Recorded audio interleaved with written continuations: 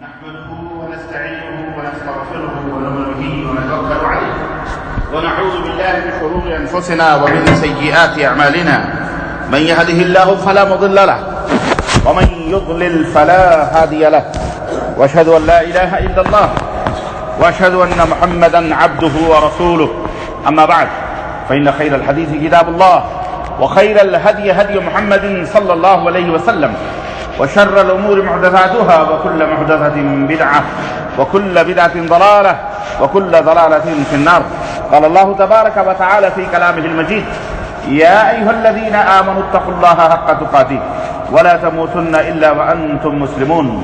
يا أيها الناس اتقوا ربكم الذي خلقكم من نفس واحدة وخلق منها زوجها وبث منهما رجالا كثيرا ونساء واتقوا الله الذي تساءلون به والأرحام إن الله كان عليكم رقيبا. يا أيها الذين آمنوا اتقوا الله وقولوا قولا سديدا يصلح لكم أعمالكم ويغفر لكم ذنوبكم ومن يطع الله ورسوله فقد فاز فوزا عظيما. اللهم صل على محمد وعلى آل محمد كما صليت على إبراهيم وعلى آل إبراهيم إنك حميد مجيد. اللهم بارك على محمد وعلى آل محمد كما بارکت علی ابراہیم وعلی آل ابراہیم انک حمید مجید. تمام قسم کی حمد و ثنا کبریائی اور بڑائی اس اللہ عز و جل کے لیے لائق و زیبا ہے جس نے ہمیں اور آپ کو پیدا فرمایا، اور بیش بہا درود و سلام اس ذات مبارکہ مطہرہ پر جن کا نام نامی اس میں گرامی احمد مصطفیٰ محمد مصطفیٰ صلی اللہ علیہ وسلم. برادران اسلام، عزیزان گرامی قدر، نوجوان دوستوں، بزرگوں اور بھائیوں، آج بتاریخ 9 محرم الحرام 1437 مطابق 23 اکتوبر سن 2015 عیسوی کے اس خطبہ جمعہ میں آپ حضرات کی خدمت میں جو قرآن و سنت کا تحفہ اور قرآن و سنت کی خوشبو لے کے حاضر ہوا ہوں، اس کا موضوع ہے محرم الحرام کے منکرات و بدعات. اللہ عز و جل سے دعا ہے کہ اللہ تبارک و تعالی ہمیں اور آپ کو کتاب و سنت پر مضبوطی کے ساتھ جمع رہنے کی توفیق عطا فرمائے اور قرآن و حدیث کی کھلی کھلی واضح باتوں اور پیاری پیاری باتوں پر عمل کرنے کی توفیق عطا فرمائے. آمین یا رب العالمین. دوستوں اور بھائیوں، اپنے حالات سے اور اپنے ماضی سے اور اپنی تاریخ سے جو قومیں فائدہ نہیں اٹھاتی، یا جو قومیں علم حاصل نہیں کرتی اپنے ماضی کا، اپنے اسلاف کا، اپنے بزرگوں کے حالات اور ان کی روایات اور ان کے اقدار اور ان کے قدروں اور ان کی اپنی صلاحیتوں یا ان کی فکروں کے بارے میں جو قومیں فکر مند نہیں ہوتی اور ان کا علم حاصل نہیں کرتی، ان کی جانکاری نہیں لیتی، وہ قومیں صفحہ ہستی سے مٹا دی جاتی ہیں. ان کا وجود، ان کی شناخت، ان کی پہچان ختم کر دی جاتی ہے. یہی نہیں بلکہ جو قومیں اپنے دین اور اپنے دھرم سے دور ہو جاتی ہیں وہ بھی ختم کر دی جاتی ہیں. آج بہت ساری خرابیوں میں سے خرابی ہماری قوم کے اندر، مسلم برادری کے اندر، مسلمانوں کے اندر بڑی تیزی کے ساتھ بہت دنوں سے یہ بات شرائط کرتی جا رہی ہے، اور دشمنان اسلام باقاعدہ اس فکر میں لگے ہوئے ہیں اور یہ کوشش میں لگے ہوئے ہیں کہ پوری دنیا میں ان کی کثرت کے ساتھ مسلمان پائے جاتے ہیں، امت مسلمہ کی تعداد بڑھتی جا رہی ہے اور ان کی تعداد گھٹتی جا رہی ہے. اس لیے یہ کوشش کرتے ہیں کہ اس بڑھتی ہوئی تعداد کو نہ روکا جائے، لیکن انہیں ان کے ماضی سے ضرور بیدار کر دیا جائے، یا ان کے درمیان تفرق کا، عداوت کا، بغض کا، نفرت کا بیج ضرور ڈال دیا جائے، انہیں متحد رہنے نہ دیا جائے. یہ سانچہ، یہ ڈھانچہ جو محمد الرسول اللہ صلی اللہ علیہ وسلم کے نام پر، کلمہ توحید کے نام پر ایک پلیٹ فارم پہ جمع ہونے کا عہد کرتا ہے، اشہد ان لا الہ الا اللہ واشہد ان محمد رسول اللہ کہہ کر کے اس ڈھانچے کو، اس سانچے کو متفرق کر دیا جائے، توڑ دیا جائے، ختم کر دیا جائے. یہ آج کی سازش نہیں بلکہ یہ بہت پہلے سے یہ سازش چلی آ رہی ہے، اور اسی سازش نے سیدنا عثمان غنی رضی اللہ تعالیٰ عنہ کو، داماد رسول صلی اللہ علیہ وسلم کو شہادت کا رتبہ عطا فرمایا، یا شہادت کا رتبہ انہوں نے حاصل کیا اسی سازش کی بنا پر. اسی سازش کی بنا پر حادثہ کربلا ہوا، اسی سازش کی بنا پر نبی کریم صلی اللہ علیہ وسلم کے ساتھ بھی بہت ساری عداوتیں اور دشمنیاں ان دشمنان اسلام نے رکھی. سابقہ امتوں نے، اس میں بالخصوص یہودیوں نے جو سازشیں کی اور جس انداز سے انہوں نے مسلم امہ کے درمیان تفرق کے بیچ ڈالے، افتراق کے، اختلاف کے، عداوت و بغض کے، اس کی تلخیاں آج تک امت محمدیہ اس کی کڑواہٹوں سے جوجھ رہی ہے۔ میرے عزیزو، اس لیے ہم مسلمانوں کے اوپر جو صحیح العقیدہ مسلمان ہیں، جن کا ایمان، جن کا عقیدہ، جن کا عمل، جن کا اخلاق کتاب اللہ اور سنت رسول اللہ صلی اللہ علیہ وسلم ہی ہے، ان کا فرض یہ بنتا ہے، ان کی ذمہ داری یہ بنتی ہے کہ وہ اپنے ماضی کو، تاریخ کو، روایات کو تحقیق کے ساتھ، تدقیق کے ساتھ اور نہایت ہی صفائی اور ستھرائی کے ساتھ اور نہایت ہی عدل اور انصاف کے ساتھ اس کو حاصل کریں۔ آج محرم الحرام کی 9ویں تاریخ ہے، ہمارے یہاں بھی، ملکوں کے اندر بھی جب سے چاند نکلا ہے تب سے رونا دھونا پیٹنا، نقارے بازی کرنا سب کچھ شروع ہے۔ بہت ایک سال تک تعزیہ داریاں اور نہ جانے کیا کیا اس کی تیاریاں ہوتی ہیں، اور اس میں افسوس کی بات تو یہ ہے کہ اس میں سب سے بری اور گندی چیز جو ہوتی ہے، اور افسوس تو اپنوں پر آتا ہے جو اپنے آپ کو اہل سنت یا سنی کہتے ہیں بیچارے۔ میں یہ نہیں کہتا کہ یہ اس کمینگی کی حد تک اور اس خباثت کی حد تک پہنچتے ہیں جس خباثت اور کمینگی کی حد تک دشمنان اسلام روافض ان دنوں میں کرتے ہیں اور بکتے ہیں، میں یہ تو نہیں کہتا، لیکن تب رہا کہ اتنا ضرور ہے کہ اپنے آپ کو یہ ہمارے سنی کہلانے والے جو بھائی ہیں، اللہ انہیں ہدایت عطا فرمائے، جو دانستہ طور پر یا نادانستہ طور پر، شعوری یا غیر شعوری، یہ جہالت، اور میں کہتا ہوں یہ جہالت، اس کی طور پر ان رافضی شیعوں کے راگ میں راگ ملا کر کے الاپتے ہیں، اور کنایتاً اشارتاً کم از کم کچھ نہ صحیح تو کم از کم 2-3 صحابہ کو ضرور مطعون اور ملعون اور کنارہ کش اشارتاً ان کے اوپر تبرے تک کستے، کہیں نہ کہیں جا کر کے ضرور ان کی شخصیتوں کے اوپر زد پڑتا۔ حالانکہ یہ آپ کو پتہ ہے صحابہ کون ہیں؟ علامہ ابن حجر عسقلانی رحمۃ اللہ علیہ الاصابہ فی تمیز الصحابہ میں صحابی کی تعریف کرتے ہوئے کہتے ہیں، سب سے بہترین تعریف الذی وقفت علیہ، جس کے اوپر میں واقف ہوا ہوں اور جس کو میں جانتا ہوں، وہ یہ ہے کہ صحابی وہ ہے جو ایمان کی حالت میں پیغمبر آخر الزمان حضرت محمد الرسول اللہ صلی اللہ علیہ وسلم کے چہرے مبارک کو جس نے دیکھا ہو اور ایمان کی حالت ہی میں اس کی وفات ہوئی۔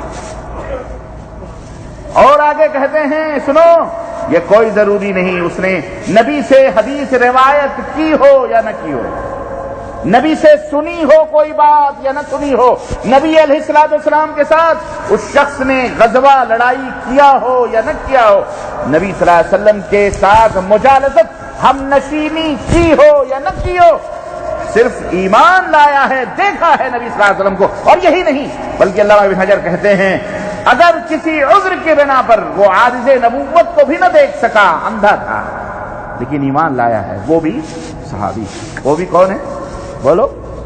صحابی ہے۔ اور صحابہ کے بارے میں زبان تان دراز کرنے والا مومن نہیں ہو سکتا، مومن نہیں ہوتا، زندیق ہے۔ اللہ کے رسول صلی اللہ علیہ وسلم نے فرمایا لو انفقتم مثل احد ذهبا، اگر تم احد پہاڑ کے برابر بھی سونا اللہ کی راہ میں خرچ کر ڈالو، احد پہاڑ دیکھ رہے ہو، مدینہ کی زیارت کرنے والوں، مدینہ جانے والوں جانتے ہو نا احد پہاڑ کتنا بڑا ہے، احد پہاڑ کے برابر بھی تم سونا اللہ کی راہ میں خرچ کرو، اس کے باوجود بھی ایک صحابی ایک سیر یا آدھا سیر یا ایک مٹھی جو اللہ کی راہ میں خرچ کر دے تو تم احد پہاڑ کے برابر بھی سونا خرچ کر دو، اس ایک مٹھی جو کے برابر نہیں پہنچ سکتے جو ایک صحابی نے کیا ہے، جو ایک یہ مقام صحابہ ہے، یہ وہ صحابی سب سیدنا ابو بکر صدیق سے لے کر کے ایک ادنا صحابی لیکن نبینا صحابی آخری، سب کا رتبہ، سب کا مقام، سب کی تقوی، سب کا طہارت، الحمدللہ ہم اہل السنہ والجماعہ ہم اس کو مسلم سمجھتے ہیں۔ اس میں کیڑے نکالنا، ان کے بارے میں کان دراز کرنا، شان میں گستاخیاں کرنا ہم سے کفر سمجھتے ہیں۔ یاد رکھو یہ ہے مقام صحابہ، یہ اہل الحدیث والسنہ کا یہ عقیدہ ہے، یہ الحمدللہ یہ محدثین کا طریقہ ہے، یہی سلف صالحین کا منہج ہے، ہمارا منہج ہے الحمدللہ، ہم اسی منہج پر مرتے ہیں، زندہ ہیں۔ صحابہ کرام کے تفقہ اور ان کی فہم اور ان کی سمجھ قرآن و سنت کے مطابق، قرآن و سنت کو انہوں نے جس طرح سے جانا ہے، سمجھا ہے، عمل کیا ہے، اہل السنہ والحدیث کا یہی ایمان اور یہی عقیدہ اور یہی منہج ہے۔ سمجھ بات آئی؟ اور جس کے خلاف سب اہل بدعہ، اہل الضلالہ، اہل الرافضہ، شیعہ، اہل تشیع، جو ایک کیل اور زہر اور کانٹوں کی طرح امت محمدیہ کے جسم کے اندر مسلسل چبھ رہے ہیں، چبھتے جا رہے ہیں۔ اس میں بھی ہمارے لیے بہت بڑا اجر ہے اور بہت بڑا ثواب ہے اس صبر میں نے یہ بات اس لیے بتا دی مسلمانوں کہ آپ کے ذہن کے کسی خانے میں یہ بات نہیں ہونی چاہیے اور فلانے صحابی تھے، حضرت ایک صحابی کی محبت میں دوسرے صحابی کی تنقیص ہو، دوسرے صحابی کے عزت و احترام کو داؤ پہ لگایا جائے، چوکوں چوراہوں کے اوپر اس کی ہجو اور اس کی مذمت اور اس کی برائی کی جائے۔ یہ بات میں اس لیے بتا دے رہا ہوں کہ یہ اہل السنہ والحدیث کا طریقہ اور وتیرہ نہیں، یہ اہل بدعت کا وتیرہ اور طریقہ ہے، اور یہ چال چل کر کے مسلمانوں کے درمیان اس طرح سے تفرق کے بیج ڈالے گئے۔ آج یہی حالات ہمارے ملکوں کے اندر ہیں۔ علامہ والحفیظ اللہ تعالی ہمارے ملکوں کی حفاظت فرمائے اور کسی بھی غیر ناخوشگوار واقعات سے معصوم اور بے گناہ لوگوں کی اموات اور بے گناہ مسلمانوں کی موتوں سے اللہ تبارک و تعالی مسلمانوں کو محفوظ کرے۔ ہو سکتا ہے کچھ بھی نہیں، ایک شیطان، یہ شیطان کے جو بندے اور شیطان کے جو پجاری ہیں، یہ ایک بھی شیطان ذرا سی بھی کوئی حرکت کر کے سب کو کٹوا سکتا ہے، چبا سکتا ہے، بروا سکتا ہے، لاشوں پہ لاشیں گر سکتی ہیں۔ اللہ تعالیٰ مسلمان امت مسلمہ کو محفوظ کرے، اور جو مسلمان اور اسلام کے خلاف سازش رچے اللہ تعالیٰ انہیں ذلیل و رسوا فرمائے، اللہ انہیں ہلاک و برباد فرمائے، اور اللہ تعالیٰ انہیں اس دنیا سے نیست و نابود فرمائے، آمین یا رب العالمین۔ یہ چند تمہیدی کلمات تھے اس موقع کی مناسبت سے، کہ صحابہ کے تعلق سے اپنے دلوں کے اندر جتنی محبت رکھو گے اللہ سے اتنا قرب حاصل ہوگا، اور جتنی تمہارے دلوں کے اندر کچی اور عداوت اور نفرت ہوگی یا کسی صحابی کے تعلق سے ذرا برابر بھی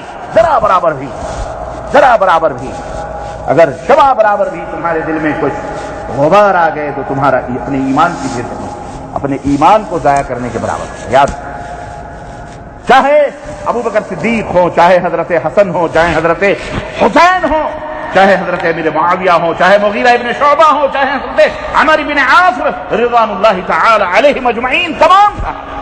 میں نے اس لیے ایک منہج آپ کو بتا دیا ہے، ایک اصول بتا دیا ہے، اس ضابطے کو اپنی دلوں کے اندر اور زندگی کی آخری سانسوں تک یاد رکھو، محفوظ رکھنا، ورنہ ہلاک و برباد ہو جاؤ گے۔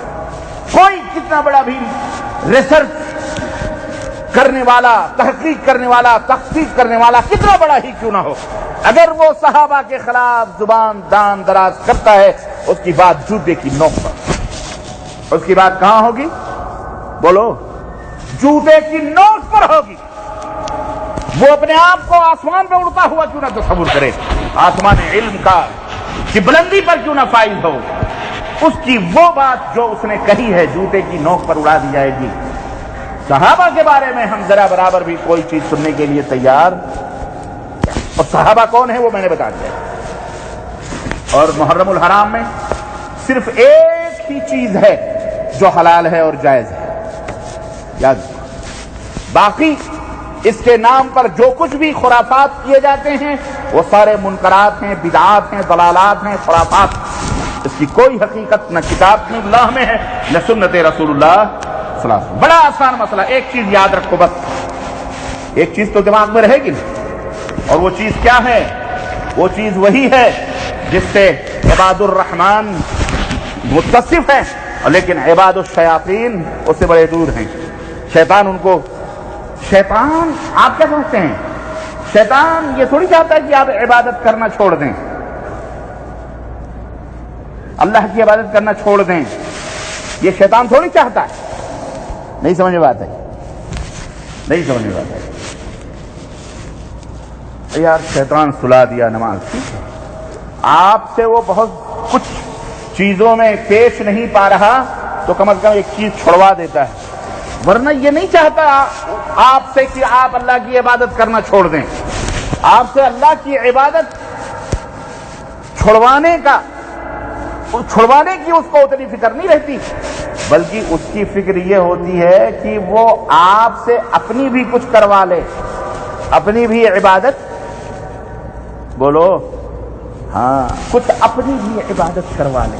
یہ جو کچھ اپنی بھی عبادت ہے، یہی اللہ کی ساری عبادتوں کو رائے گا اور ضائع اور برباد کرے۔ نہیں سمجھ میں بات آئی؟ تو اپنی کچھ منوانے کے لیے، کروانے کے لیے شیطان ہمیشہ لگا رہتا ہے، کسی بھی طرح سے آپ کو اللہ کی عبادات، بندگی، ذات، صفات کے اندر شرک کروا دے، اس چکر میں رہتا ہے۔ آپ نماز پڑھیں، روزہ رکھیں، حج کریں، زکات کریں، پگڑ باندھیں، امامے لال پیلے ہرے پٹکے نہیں، پوری دنیا کے رنگین امامے باندھ لیں، سب کچھ کریں، داڑھیاں آپ کی زمینوں پر کیوں نہ گھستے ہیں، نو پرابلم، اس کو کوئی تکلیف نہیں۔ سب سے زیادہ تکلیف اور سب سے زیادہ فکر اس کو یہ ہے کہ اس بندے کو کسی طرح سے کسی نہ کسی شرک میں ملوث، اپنی بھی کچھ کروا لیں، اپنی بھی عبادت کروا لیں۔ یہ ہے شیطان کی خاص طور سے شیطان کی حرکت، اور اس حرکت میں اسے جو لذت ملتی ہے، وہ چوری میں وہ لذت نہیں ملتی، زناکاری کروانے میں وہ لذت نہیں ملتی، قتل کروانے میں وہ لذت نہیں ملتی، گالی دلوانے میں وہ لذت، کسی اور برائی میں، کسی اور منکرات میں ملوث کر کے اسے اتنی لذت نہیں ملتی جتنی اسے لذت اللہ کے ساتھ پارٹنرشپ شرک کروانے میں۔ لیکن جو اللہ والے ہوتے ہیں انہیں اللہ کی عبادت میں جو لطف اور مزہ آتا ہے اس کا کیا کہنا، انہیں اللہ کی عبادت و بندگی میں لطف آتا ہے۔ بعض لوگ چاہتے ہیں دونوں کو جمع کر کے چلو، کیا مشکل ہے، یہ بھی کر لو وہ بھی کر لو، باب رحمن با مسلمان اللہ اللہ، باب رحمن رام رام، پڑھیے نماز تو وضو گنگو جمن سے ہو، راضی رہے خدا تو برہمن کو غم نہ ہو۔ آج کل دیکھ رہے نا ہندوستان میں جو ماحول چل رہا ہے، حضرات علماء کرام بھی، علماء کرام کہنا علماء کی توہین ہے، میں کیا کہوں، اللہ انہیں بھولے بھالے بے احمقوں کو ہدایت عطا فرمائے۔ خدا نے بخشی ہے سروری کی جنہیں خبر نہیں روش بندہ پروری کیا ہے، بیٹھ کے ٹیلی ویژنوں پر سج کر سنور کر ڈیکوریشن کر کے بیانات، مسلمانوں کے امام ہیں، رہنما ہیں، قائد ہیں، یہ سارے مسلمانوں کا ٹھیکہ لیے ہوئے ہیں۔ گائے کا گوشت حرام نہیں کھانا چاہیے، گائے کا گوشت میں بڑی بیماریاں ہیں، اسے آج پتہ چلا ملا نے، 1000 گائیں اس کا پیٹ چیرو تو 1000 گائیں اس کے پیٹ سے نکلیں گی۔ ہاں، یہ بزدلی اور یہ تھوڑ دلی، یہ خود بدلتے نہیں۔ قرآن، علامہ اقبال نے کہا تھا نا، کیا کہا تھا، اللہ اس کی قبر پہ رحمتوں کی برکھا برسائے، بولو آمین۔ وہ مظلوم آدمی ہے، اس نے کیا کہا، خود بدلتے نہیں قرآن کو بدل دیتے ہیں، خود بدلتے نہیں۔ ہوئے کس درجہ، کیسے ہوئے کس درجہ یہ فقیہان حرم دے، مطلب اس طرح کا شعر۔ عرض کرنے کا مطلب یہ ہے کہ اس طرح امت مسلمہ کو سوشل ڈیکوریشن والے چہرے سامنے لے آیا کرو، مولویوں کو صافے پگڑیا، جو جس نے کبھی زندگی میں ٹوپی نہ پہنی، ٹوپی ووپی پہنا کر مسلمانوں کی شکل و صورت 1 مہینہ کمرے میں بند کر کے داڑھیاں اوڑیاں بڑھوا لو، ہوا ہے اس کو فیس لگا دو ٹیلی ویژن پہ، یہ دیکھو تمہارے بہت بڑے علامہ ہیں، یا پرانے ہی ہیں، پرانے مولوی ہیں، پیچھے سے اٹیچیاں کمروں میں پہنچوا دو، کچھ دے دو، خلاص مولوی صاحب نے فتویٰ دے دیا، حدیث ہے، طبرانی کی حدیث ہے، موجم کی حدیث ہے، فلاں کی حدیث، اس حدیث ہے کہ گائے کے دودھ میں شفا ہے گائے کے گوشت میں جو ہے کیا کہتے ہیں جناب علی عیب ہے، اس کے اندر خسارہ ہے، اس کے اندر نقصان ہے، وہی بولی جو یاران وطن بولتے ہیں، دشمنان وطن بولتے ہیں، فرقہ پرست بولتے ہیں، وہی بولی یہ حضرت اعلی حضرت بھی بول رہے ہیں۔ اللہ انہیں ہدایت عطا فرمائے۔ کیا کہیں کیا کہیں؟ تو یہ چیزیں ہیں، یہ شیاطین کے بندے ہیں، یہ اللہ کے بندے، شیطان ان سے خوش ہوتا ہے، ان سے شیطان اپنا کام لیتا ہے، شیطان وہ باتیں کرواتا ہے، ارے تجھے گائے کا گوشت نہیں کھانا ہے تو مت کھا، تجھے بیل کا گوشت نہیں کھانا ہے مت کھا، تجھے بھینس کا گوشت زیادہ ہی پسند ہے تو وہی کھا لے۔ لیکن یہ کیا ضروری ہے کہ قرآن و سنت کے اندر تغیر و تبدل، دین ہی کو بدلنے کی کوشش کرو، اپنے مزاج بدل لے، اپنا دل بدل لے، اپنا دماغ بدل لے، اپنا وسیلہ بدل لے، وہ بات الگ ہے۔ کوئی ضروری نہیں کہ آدمی گوشت کھا کے ہی مسلمان ہو، ایسا بھی تو نہیں ہے کہ جو گوشت کھائے وہی مسلمان ہو، جو گوشت نہ کھائے وہ مسلمان نہیں ہے، ایسا تو نہیں۔ اور تم کتنا چلاؤ گے گائے کے گوشت حرام، گائے کے گوشت مت کھاؤ، یہ کھاؤ۔ غیر مسلم تو باقاعدہ اس کو اپنے بتوں کے نام چڑھاتے ہیں، ان کے دھارمک کتابوں میں وہ ہندو ہو ہی نہیں سکتے جب تک کہ وہ گائے کی پوجا نہ کریں۔ گائے کا گوبر ان کے ہاں مقدس ہے، گائے کا منہ وہ پیتے ہیں، گائے کے منہ پیتے ہیں، وہ ان کے ہاں مقدس ہے۔ کل کو تم بھی مولوی صاحب فتویٰ دے دینا، اس کے اندر بھی شفا ہے، اس کے اندر بھی شفا ہے۔ اعوذ باللہ، یہ فرقہ وارانہ ذہنیت اور یہ فرقہ واریت ملک کو کہاں پہنچائے گی؟ ملک کن کن مصیبتوں میں پڑا ہوا ہے، کن کن چیزوں میں، لیکن تمہیں اور ہم کو ہمارے مزاجوں کو پھیرنے کے لیے ایک ایک ایشو چھوڑ دیا جاتا ہے تاکہ آپ کا دماغ مہنگائی کی طرف نہ آئے، غربت کی طرف نہ آئے، فقر کی طرف نہ آئے، فاقے کی طرف نہ آئے، پیسہ کا جو ہے جہالت کی طرف نہ آئے، بربادی کی طرف نہ آئے، زناکاری کی طرف نہ آئے، بے حیائی کی طرف نہ آپ کا دماغ نہ آئے۔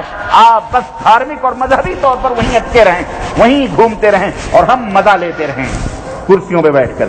مسلمانوں سنو، خدا نے آج تک اس قوم کی حالت نہیں بدلی، ان اللہ لا یغیر ما بقوم حتی یغیروا ما بانفسہم۔ علامہ اقبال نے اس آیت کریمہ کا ترجمہ کیا اور کہا خدا نے آج تک اس قوم کی حالت نہیں بدلی، نہ ہو خود جس کو اپنی حالت، نہ ہو خود جس کو خیال اپنی حالت کے بدلنے کا۔ اپنی حالتوں کو تبدیل کرو۔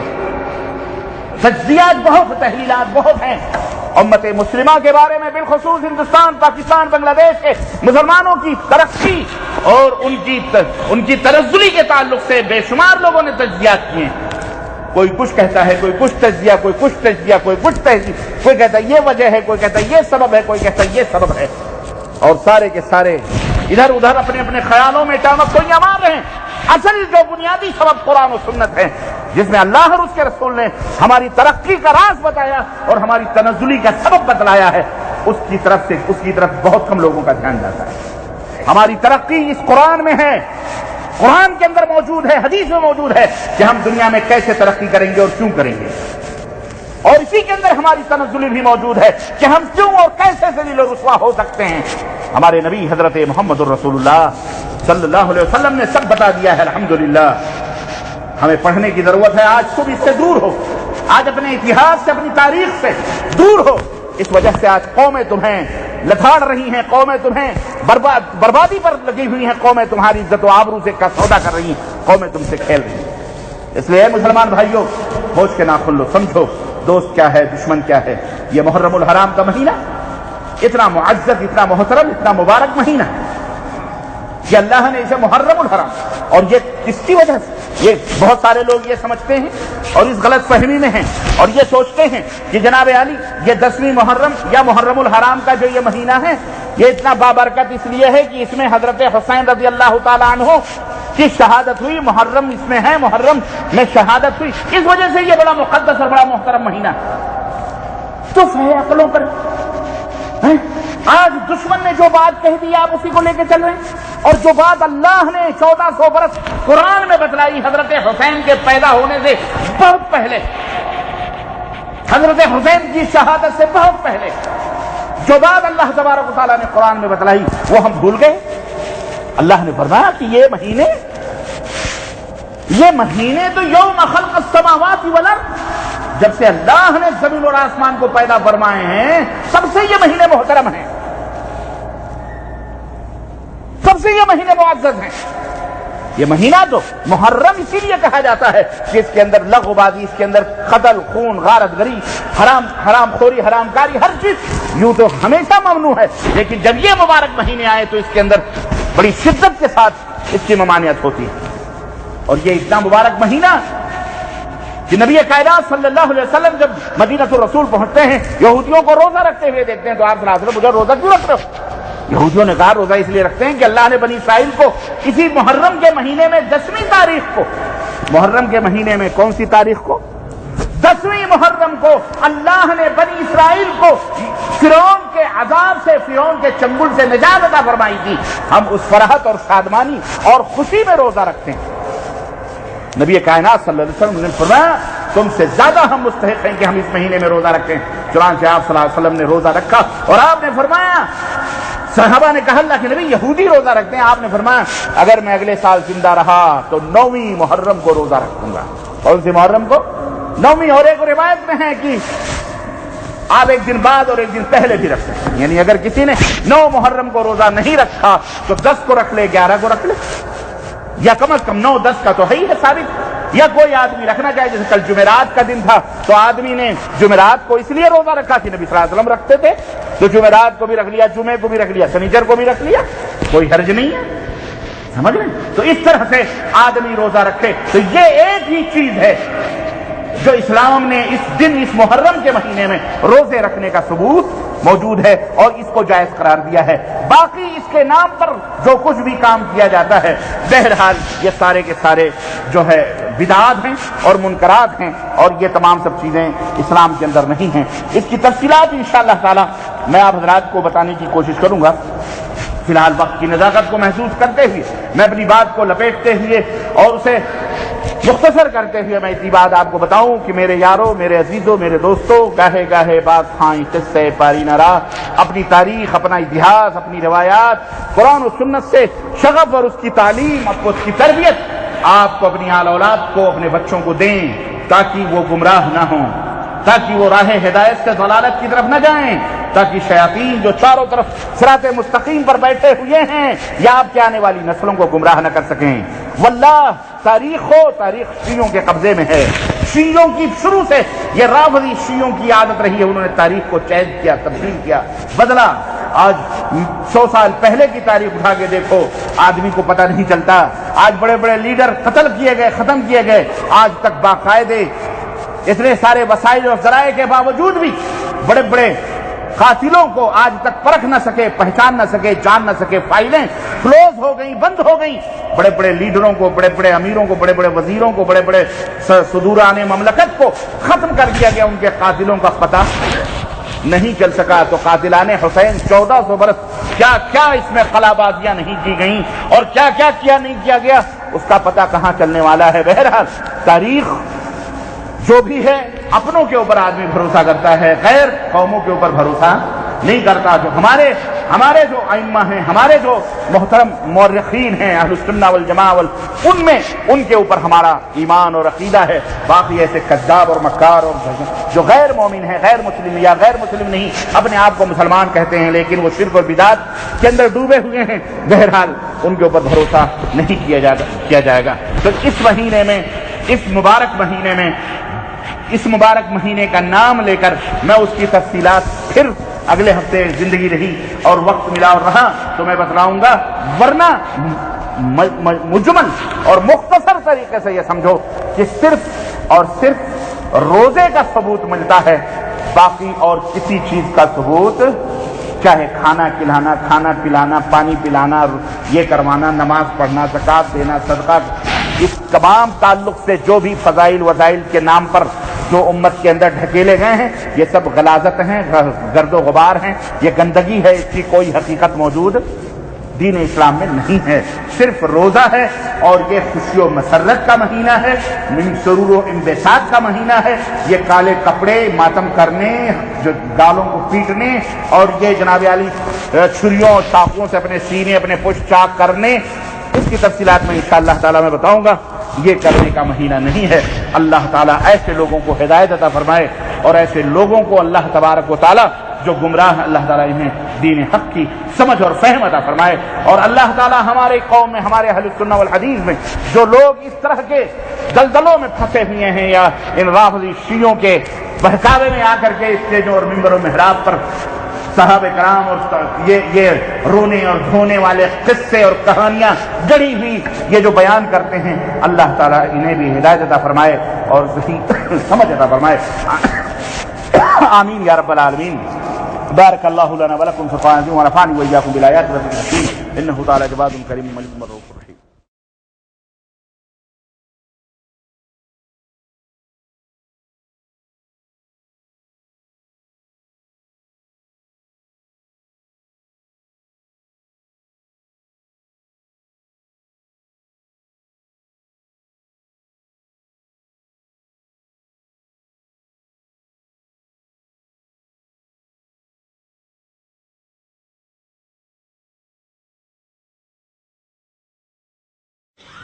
إن الحمد لله نحمده ونستعينه ونستغفره ونؤمن به ونتوكل عليه ونعوذ بالله من شرور أنفسنا ومن سيئات أعمالنا من يهده الله فلا مضل له ومن يضلل فلا هادي له وأشهد أن لا إله إلا الله وأشهد أن محمدا عبده ورسوله.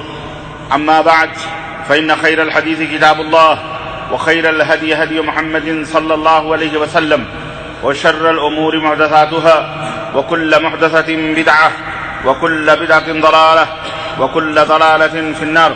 قال الله تبارك وتعالى في كلامه المجيد: أعوذ بالله السميع العليم من الشيطان الرجيم بسم الله الرحمن الرحيم يا أيها الذين آمنوا اتقوا الله حق تقاته ولا تموتن إلا وأنتم مسلمون. يا أيها الناس اتقوا ربكم الذي خلقكم من نفس واحدة وخلق منها زوجها وبث منهما رجالا كثيرا ونساء واتقوا الله الذي تساءلون به والأرحام إن الله كان عليكم رقيبا. يا أيها الذين آمنوا اتقوا الله وقولوا قولا سديدا يصلح لكم أعمالكم ويغفر لكم ذنوبكم ومن يطع الله ورسوله فقد فاز فوزا عظيما. اللهم صل على محمد وعلى آل محمد كما صليت على إبراهيم وعلى آل إبراهيم إنك حميد مجيد. اللهم بارك على محمد وعلى آل محمد كما باركت على إبراهيم وعلى آل إبراهيم إنك حميد مجيد. تمام قسم کی حمد و ثنا کی بریائی اور بڑائی اس اللہ عز و جل کے لیے لائق و زیبہ ہے جس نے ہمیں اور آپ کو پیدا فرمایا، اور بیش بہا درود و سلام اس ذات مبارکہ مطہرہ پر جن کا نام نامی اسم گرامی احمد مجتبی محمد مصطفیٰ صلی اللہ علیہ وسلم. برادران اسلام، نوجوان دوستوں، بزرگوں اور بھائیوں، آج بتاریخ 24 محرم الحرام 1437 مطابق 6 نومبر سن 2015 عیسوی کے اس خطبہ جمعہ میں اپنے اسی سابقہ موضوع کی تکمیل کرنے کی سعادت حاصل کرنے جا رہا ہوں جو سابقہ ہفتے میں میرا موضوع تھا، ماہ محرم کے بدعات اور منکرات. اللہ عز و جل سے دعا ہے کہ اللہ تبارک و تعالی ہمیں اور آپ کو نیک عمل کرنے کی توفیق عطا فرمائے اور ہر قسم کے بدعات اور منکرات اور محرمات اور شرکیات سے بچنے کی توفیق عطا فرمائے. آمین یا رب العالمین.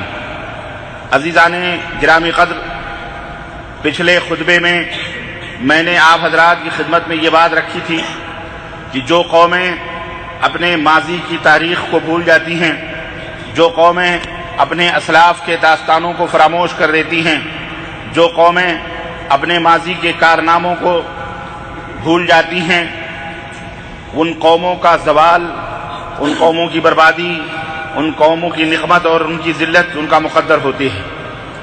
ضرورت اس بات کی ہے کہ ہم موجودہ نسل کو بھی اور آنے والی نسلوں کو بھی اپنی تقریروں، اپنی تحریروں، اپنے تمام وسائل اور ذرائع سے کے ذریعے سے انہیں باخبر رکھیں کہ ہماری تاریخ کیا ہے، ہماری داستان کیا ہے، اور امت محمدیہ کے وہ جیالے جنہوں نے اپنے خون دے کر اس شجر اسلام کی آبیاری فرمائی ہے اور اس اسلام کے اس پودے کو سرسبز و شاداب بنایا ہے، ان کو پڑھا جائے، ان کو سمجھا جائے اور ان کو دیکھا جائے. اس کے اندر کسی قسم کی تحریف اور اسی کے اندر کسی قسم کی تنقیص یا کمی اور بیشی نہ کی جائے، بلکہ من وعن جس انداز سے تاریخ نے، سیرت نے، قرآن نے، حدیث نے ہمیں بتایا ہے، اس کے ذریعے سے لوگوں کو حوصلہ دیا جائے، لوگوں کو سمجھایا جائے، لوگوں کو بتلایا جائے، اور اللہ اور اس کے رسول صلی اللہ علیہ وسلم کی مخالفت کرنے اور ان کی باتوں کو سے سرتابی کرنے سے روکا جائے۔ عزیزان گرامی قدر، بدعات و منکرات کی ایک لمبی فہرست اس ماہ محرم میں ہوتی ہے۔ آپ حضرات کو اس بات کا پتہ ہے، اور میں نے پچھلے خطبہ جمعہ میں یہ بات بتلائی تھی کہ ماہ محرم الحرام ہو یا عاشورہ ہو، اس کی اہمیت اور اس کی فضیلت اور اس کا مقام اور اس کا رتبہ 1400 برس پہلے حضرت محمد الرسول اللہ صلی اللہ علیہ وسلم پر اللہ نے واضح فرما دیا، یوم خلق السماوات والارض کہہ کر کے، کہ جس دن سے زمین اور آسمان پیدا ہوئے ہیں اللہ نے بنایا ہے، اسی دن سے اس مہینے کی حرمت متعین ہے اور اس مہینے کی فضیلت، اور اس پر مستزاد نبی کریم صلی اللہ علیہ وسلم کا وہ فرمان عاشورہ کے روزے کا۔ الحمدللہ جو اہل سنت والجماعت نبی کریم صلی اللہ علیہ وسلم کے حقیقی وارث ہیں، جنہوں نے نبی کریم صلی اللہ علیہ وسلم کی سنتوں کو اپنی پیشانیوں کا جومر بنایا ہوا ہے، جو نبی کریم صلی اللہ علیہ وسلم کی سنتوں کی تلاش اور جستجو کر کے اس کے اوپر عمل پیرا ہیں، الحمدللہ ماہ محرم میں انہوں نے روزے رکھے، ماہ محرم میں انہوں نے اللہ تبارک و تعالیٰ کی عبادت کی، عاشورہ کا روزہ جو نبی کریم صلی اللہ علیہ وسلم سے ثابت ہے اور جس انداز سے ثابت ہے انہوں نے رکھے۔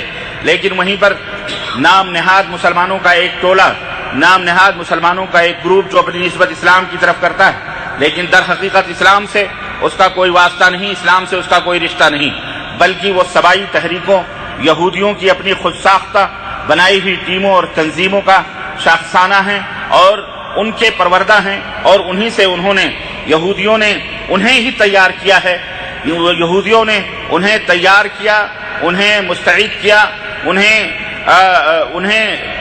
اپنی تقریروں، اپنی تحریروں سے اور اپنی کتابوں کے ذریعے سے ایسے لوگ پیدا کیے اور اپنے منہج اور اپنے عقیدے کو ان کے دماغوں میں ڈھالا کہ دماغ تو یہودیوں کا تھا، فکر تو یہودیوں کی تھی، سازش تو یہودیوں کی تھی، لیکن وہ جو دماغ تھا وہ امت مسلمہ کے چند افراد کو لے کر کے لوگوں کے سامنے ان کو پیش کیا گیا کہ یہ حقیقی مسلمان ہیں، اور اس کے اوپر لیبل لگایا گیا کہ یہ محبان اہل بیت ہیں، یہ عشاقان اہل بیت ہیں، انہیں حضرت علی سے محبت، انہیں حضرت حسن سے محبت، انہیں حضرت حسین سے محبت۔ حقیقت یہ ہے کہ نہ انہیں علی سے محبت، نہ انہیں حسین سے محبت، نہ حسن سے محبت، نہ اہل بیت آل بیت سے محبت، بلکہ انہیں محبت اپنی یہودیت سے، اپنی انہی یہودی افکار اور نظریات سے ہے۔ اگر انہیں محبت ہوتی حضرت حسین رضی اللہ تعالیٰ عنہ سے، اگر انہیں محبت ہوتی حضرت علی رضی اللہ تعالیٰ عنہ سے، اگر انہیں محبت ہوتی اہل بیت سے، تو یہ ضرور اہل بیت کے کہنے پر چلتے، حضرت علی کے کہنے پر چلتے، حضرت حسن اور حسین کے کہنے پر چلتے۔ لیکن حضرت حسین رضی اللہ تعالیٰ عنہ ہوں یا اہل بیت ہوں یا حضرت علی رضی اللہ تعالیٰ عنہ ہوں، ان کی تعلیمات کہاں اور ان کے عقائد کہاں، ان کے افکار اور خیالات کہاں، ان کے اقوال کہاں، اور کہاں یہ یہودیت زدہ اور یہودیوں سے فائدہ، یہودیوں کی بنائی ہوئی تنظیمیں اور تحریکیں، ان کا مزاج کہاں؟ دونوں میں زمین اور آسمان کا فرق ہے۔ بہرحال وہ ایک حصہ تقریر کا میرا یہ گزر چکا کہ جناب علی اس دن کی فضیلت، عاشورہ محرم کی فضیلت اور اس کا مقام اور رتبہ یہود و نصارہ بھی کرتے تھے، لیکن یہود و نصارہ آپ کو پتہ ہے کہ وہ جہاں اپنے کاموں میں لوگوں کو شریک کرتے ہیں وہیں بہت سارے کام ہیں۔ ہمیشہ ان کی یہ کوشش ہوتی ہے کہ اگر مسلمان رو رہا ہے تو اسے ہنسایا جائے، ہنس رہا ہے تو اسے رلایا جائے، کسی بھی طرح سے۔ الغرض حضرت حسین رضی اللہ تعالیٰ عنہ کی شہادت کے ساتھ بھی وہی کارنامہ اور وہی مسئلہ ہوا۔ شہادت حسین رضی اللہ تعالیٰ عنہ کا جو حادثہ ہے یہ انتہائی المناک اور نہائی غمناک ہے۔ اس میں کوئی شک نہیں کہ وہ نواز رسول مظلومیت کی حالت میں، وہ نواز رسول بربریت اور ظلم اور زیادتی کے ماحول میں اسے کربلا کے بے آب و گیاہ میدان میں شہید کر دیا گیا، اور یہ شیعہ ذہنیت نے اسے اتنا حد سے بڑھا دیا، اتنا غلو کر دیا کہ عام مسلمانوں کے ذہنوں میں یہ غلط بات جما دی گئی کہ دنیا میں شہادت حسین رضی اللہ تعالیٰ عنہ جیسا اور کوئی دردناک سانحہ اور کوئی دردناک حادثہ رونما نہیں ہوا۔ حالانکہ اس سے بدرجہ زیادہ مظلومیت اور اس واقعے سے بدرجہ زیادہ جو ہے بربریت کی حالت میں بے شمار اندوہناک واقعات ہوئے ہیں. اگر میں تاریخ کے اوراق آپ کو بتلاؤں تو آپ حیرت زدہ رہ جائیں گے. لیکن افسوس اس بات کا ہے کہ ان پر کوئی ماتم نہیں، ان کا کوئی تذکرہ نہیں، ان کا کوئی ذکر نہیں، ان کے اوپر کوئی روتا نہیں، ان کے اوپر کچھ بھی نہیں، کہیں ان کا ذکر بھی نہیں آتا. اور اگر بائی چانس کہیں کوئی ذکر آیا بھی تو وہ ذکر برائی کی حالت میں آتا ہے، لعن اور طعن کی حالت میں آتا ہے، طعن و تشنیع کی حالت میں آتا ہے. استغفر اللہ. محبت علی کی آڑ لے کر محب علی کی آڑ لے کر اور محبت حسین کی آڑ لے کر جناب علی صاحب کرام رضوان اللہ تعالی اجمعین کو طعن و تشنیع کیا جاتا ہے. میں آپ کو مثال کے طور پر 2-4 مثالیں میں دیتا چلوں کہ کتنے اندوہناک واقعات اسلام کی تاریخ میں رونما ہوئے ہیں جو حضرت حسین کی شہادت سے کہیں زیادہ بربریت زدہ، حیوانیت زدہ ہیں. سیدنا حضرت عثمان غنی رضی اللہ تعالی عنہ داماد رسول ہیں، 2 بیٹیوں کے داماد ہیں. اللہ کے رسول صلی اللہ علیہ وسلم نے جن کے بارے میں جنت کی شہادت دی اور فرمایا کہ عثمان اگر آج کے بعد سے تم کوئی بھی نیکی کا کام نہ کرو پھر بھی اللہ نے جنت تمہارے اوپر واجب کر دی ہے. وہ مبارک ہستی جسے دیکھ کر فرشتے حیا اور شرم کیا کرتے تھے. اور نبی کریم صلی اللہ علیہ وسلم کا وہ عظیم واقعہ آپ کو پتا ہے کہ نبی کریم صلی اللہ علیہ وسلم مسجد نبوی میں آرام فرما رہے ہیں. حضرت ابوبکر صدیق آئے، آپ پیر پھیلائے ہوئے تھے. حضرت عمر فاروق اعظم آئے، آپ پیر پھیلائے ہوئے تھے. لیکن جب حضرت عثمان غنی داخل ہوتے ہیں تو آپ پیروں کو سمیٹ لیتے ہیں اور اٹھ کے بیٹھ جاتے ہیں. حضرت ام المومنین عائشہ کہتی ہیں کہ اللہ کے نبی میرے ابا آئے، آپ ایسے ہی لیٹے رہے. صفیہ کے حفصہ کے ابا آئے، آپ ایسے ہی لیٹے رہے. لیکن جب عثمان آئے تو آپ نے اپنے لنگی مبارک سے اپنے پیروں مبارک کو ڈھک لیا اور اٹھ کے بیٹھ گئے، اپنے پیروں کو سمیٹ لیا. کیا بات ہے؟ اللہ کے نبی نے فرمایا کہ عائشہ جس ہستی سے آسمان کے فرشتے حیا کرتے ہوں محمد الرسول اللہ اس سے حیا اور شرم کیوں نہ کرے. اللہ اکبر. وہ مقام، وہ حضرت حسین رضی اللہ تعالی عنہ کی شہادت دیکھیے کہ مدافعات پر پوری قوت حاصل ہے، پوری بیرکوں کے اندر فوج موجود ہے، اجلے صحابہ موجود ہیں. ابرو کا اشارہ ہوتا، اپنی گردنوں کو، اپنے سروں کو اپنی ہتھیلیوں پہ رکھ کر ان دشمنان اسلام کا تیاں اور پانچا کر سکتے تھے، قلعہ سما کر سکتے تھے. ایک اشارہ ہوتا، جو حدود اسلامیہ کے اوپر، جو سرحدوں کے اوپر فوجیں کھڑی تھی وہاں سے بلائی جاتی سکتی تھی. لیکن امیر المومنین سیدنا عثمان غنی رضی اللہ تعالیٰ عنہ اس طاقت و قوت کے باوجود اس ظلم عظیم پر کس قدر صبر و استقامت کا پہاڑ پر کر کھڑے ہوتے ہیں کہ بعض صحابہ کہتے بھی ہیں کہ حکم ہو تو یہ چند بلوائی جنہوں نے مسجد نبوی کو اپنے قبضے میں کیا ہوا ہے، جو آپ کی قتل کے در پہ ہیں، ہم ان کو ختم کر دیں. لیکن حضرت عثمان غنی نے کہا رضی اللہ تعالی عنہ کہ کل تاریخ میں یہ کہیں نہ لکھا جائے کہ عثمان نے اپنی جان بچانے کے لیے جو ہے امت مسلمہ کا خون بہایا ہے. میں ایسا نہیں کرنے دوں گا اور نہ میں یہ چاہتا ہوں. مجھے بتایا جائے کہ دنیا کی تاریخ میں کوئی ایسی نظیر مل سکتی ہے کہ ایک انسان اپنی جان بچانے کے لیے اپنی امت مسلمہ کی آبرو اور ان کی جان بچانے کے لیے اپنی جان کی کوئی پرواہ نہیں کرتا بلکہ خود راہ حق میں شہید ہو جاتا ہے، لیکن وہ امت مسلمہ کا خون کا ایک قطرہ بھی زمین پر بہانا یا بہوانا گوارا نہیں کرتا. یہ سیدنا عثمان غنی تھے. 50 دن تک مسجد نبوی کے بازو کے اندر اپنے حجرے میں 50 دن تک اپنے گھر میں قید تھے، مقید تھے، بھوکے اور پیاسے. پانی لے کر کے اگر حضرت حسنین بھی گئے، یہ ظالم آج حضرت عثمان غنی کو چور کہتے ہیں، حضرت سید حسین حسنین بھی پانی کا مشکیزہ لے کر کے گئے تو ان بلوائیوں نے ان کے جانوروں کے جو ہے کوچے کاٹ دیے اور ان کے پیر کاٹ دیے تاکہ یہ پانی وہاں تک نہ پہنچ سکے. پیاسے حضرت عثمان غنی رضی اللہ تعالیٰ عنہ 50 دن، کتنے 50 دن کے پیاسے. طاقت ہے، قوت ہے، شجاعت ہے، بہادری ہے، فوج ہے، سب ہے، لیکن خون نہ بہے امت مسلمہ کا عثمان کے لیے. صبر و استقامت کا پہاڑ بن کر کھڑے رہے اور اپنی جان دے دی اللہ کی راہ میں، اپنی جان اللہ کی راہ میں دے دی. اور اس سے بھی لرزہ دینے والا مگر خلیفۃ الرسول حضرت عثمان غنی نے اپنی جان کے لیے کسی کا خون نہیں بہایا. لیکن آج مسلمان اس خلیفۃ الرسول کی تاریخ شہادت سے ناواقف ہے، قصے سے ناواقف ہے، اس داستان کا اسے پتہ نہیں ہے، نہ ہی اس کی آنکھوں میں یہ سوچ کر کے آنسو آتے ہیں کتنی مظلومیت سے اسے شہید کیا گیا، بے خبر ہے گویا یہ عرش اور فرش کے لرزہ دینے والا واقعہ تھا۔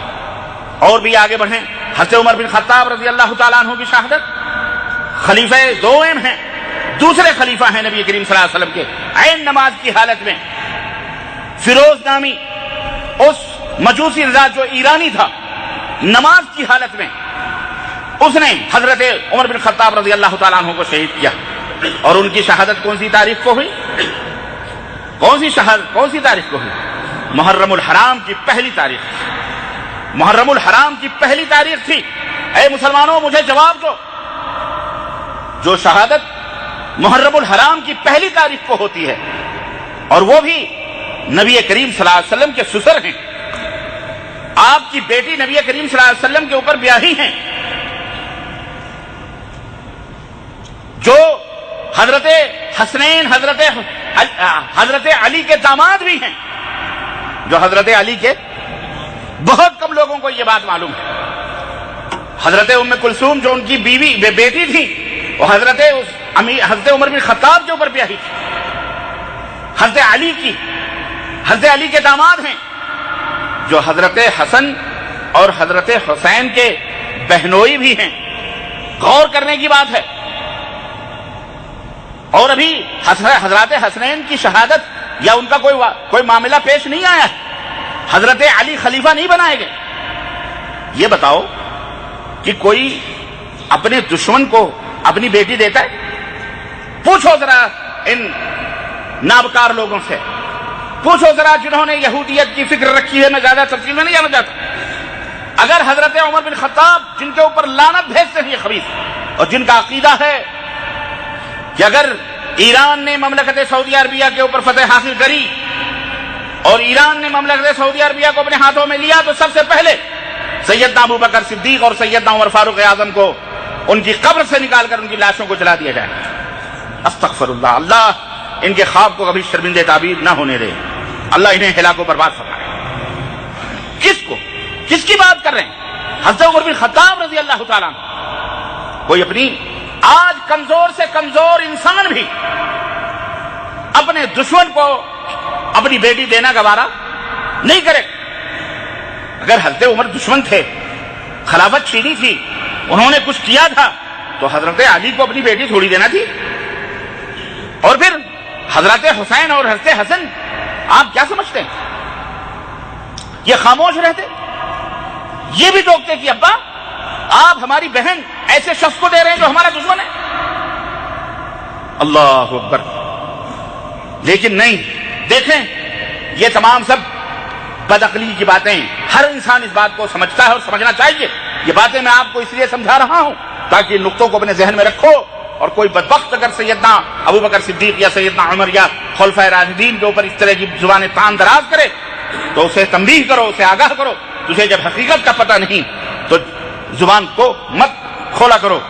حضرت عمر بن خطاب کو شہید کر دیا گیا محرم الحرام کی پہلی تاریخ کو، لیکن کوئی آنسو، کوئی ماتم، کوئی رونا، کوئی دھونا، کوئی جشن، کوئی جلوس کچھ ہوتا ہے؟ کسی کو پتا بھی نہیں۔ حضرت امیر حمزہ نبی کریم صلی اللہ علیہ وسلم کے سگے چچا ہیں، کتنی مظلومیت کی حالت میں غزوہ احد میں شہید کیے گئے۔ غزوہ احد میں ناک کاٹے گئے، آنکھیں نکالی گئیں، کلیجے اور پھیپھڑے کو بھون کر چبایا گیا، دل کو چبایا گیا، پیٹ چاک کیا گیا۔ بہن نے پہچانا بھی تو انگلیوں کے پوروں سے پہچانا کہ یہ میرا بھائی ہے۔ وہ سیدنا امیر حمزہ رضی اللہ تعالیٰ عنہ کہ جب مدینے سے روتی ہوئی پھوپھی چلی تو نبی کریم صلی اللہ علیہ وسلم کو پتا چلا کہ پھوپھی جان آ رہی ہیں، امیر حمزہ کی بہن آ رہی ہیں۔ اللہ کے نبی نے کہا پھوپھی کو روک لو، منع کر دو، میدان احد میں آنے سے روک دو، قیامت برپا ہو سکتی ہے۔ لوگوں نے منع کرنے کی کوشش کی، انہوں نے کہا جاؤ محمد سے کہہ دو صلی اللہ علیہ وسلم کہ میں ان میں سے نہیں ہوں کہ میں اپنے گریبان چاک کروں اپنے بھائی کی شہادت پر، میں ان میں سے نہیں ہوں کہ اپنے چہرے پیٹوں، بلکہ یہ تو بڑے اعلیٰ اور عرفہ قسمت اور مقدر والوں کا مقام ہے۔ آئیں، دیکھا انا للہ و انا الیہ راجعون پڑھا، انگلیوں کے پوروں سے پہچانا کہ یہ سیدنا امیر حمزہ ہے۔ اللہ میرے عزیزو، یہ شہادت نہیں ہے؟ بولو، کس کو پتا ہے کہ امیر حمزہ کب شہید ہوئے، کس حالت میں شہید ہوئے؟ کتنی بڑی مظلومیت! لیکن آج کہیں ان کی داستان دہرائی جاتی ہے، کہیں ان کا تذکرہ ہوتا ہے، کہیں جشن یا جلوس یا اس پر کچھ ہوتا ہے، کہیں کچھ ہوتا ہے؟ مجھے بتاؤ، دنیا کی تاریخ میں کوئی بھی نہ نبی کریم صلی اللہ علیہ وسلم کے دور میں ہوا، نہ آج تک ہو رہا ہے۔ اور اس سے بھی بڑھ کر میں کس کا ذکر کروں؟ وہ جو سارے جہان کے آقا ہیں، وہ جو سارے جہان کے سردار ہیں، وہ جو سارے جہان کے پیشوا اور رہنما ہیں، وہ جو سارے جہان کے دلوں کی دھڑکن ہیں، ہمارے اور آپ کے پیارے نبی حضرت محمد الرسول اللہ صلی اللہ علیہ وسلم۔ اسی غزوہ احد کے اندر آپ کو برچھی سے زخمی کیا جاتا ہے، آپ کے دندان مبارک شہید ہوتے ہیں، آپ کے اوپر بے ہوشی طاری ہوتی ہے، غارے اور احد پہاڑ کے دامن میں آپ پناہ لیتے ہیں، لہو لہان ہے چہرے مبارک۔ کیا اللہ کو جوش نہیں آیا ہوگا؟ کیا اللہ تبارک و تعالیٰ کو اللہ غضبناک نہیں ہوا ہوگا؟ اللہ اکبر! اس موقع پر نبی کائنات کی زبان مبارک سے ایک جملہ نکلتا ہے کہ کیف یفلح قوم، وہ قوم کیسے کامیاب ہو سکتی ہے، فلاح پا سکتی ہے، جو اپنے نبی کو زخمی کرے یا اپنے نبی کو مارے۔